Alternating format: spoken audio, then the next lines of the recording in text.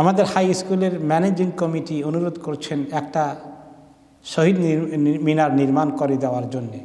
আমি যদি শহীদ মিনার নির্মাণের টাকা দেই তাহলে গুনাহ হবে কি?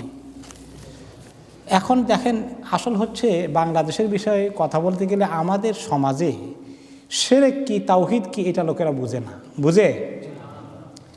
তো এখন অনেক সময় লোকেরা শিরক না বুঝার কারণে তারা এমন কিছু কাজ করে, তো আপনি তাকে যদি শিরক না বুঝান, শুধু শহীদ মিনারের কথা বলেন, তাহলে সে বুঝবে না।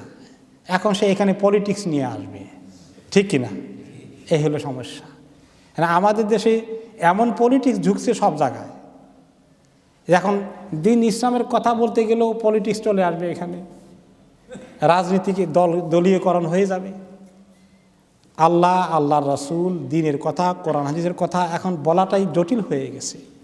সাধারণ মানুষে এই যে শহীদদের সামনে শ্রদ্ধা অবনত করে রাখা, এই রকম করে 1 মিনিট নীরবতা পালন করা, এইগুলো যে শিরক বিদআত, এই জ্ঞানটা আমাদের সমাজে নাই। কারণ হলো স্কুল কলেজে যারা লেখাপড়া করেছে, কোরআন হাদিস শিখে নাই,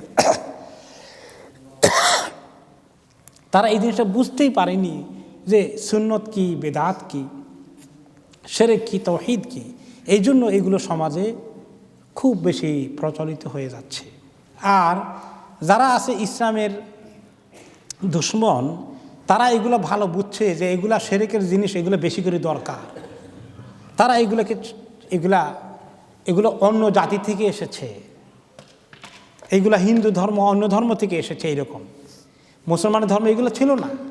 তো ওরা এগুলো ঢুকিয়ে দিয়েছে। আর আমাদের মুসলমান যারা ধর্ম কর্ম কিছু শিখে নাই, জ্ঞান শিখে নাই, তারা এগুলোকে রাজনীতি মনে করে হালাল করে ফেলছে।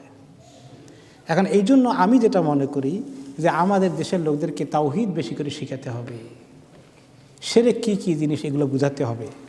কাজেই এই ব্যাপারে আপনি করবেন কি? আল্লাহ তাআলা বলেছেন, তাআওয়ানু আলাল বিররি ওয়াত তাকওয়া ওয়ালা তাআওয়ানু আলাল ইসমি ওয়াল উদওয়ান।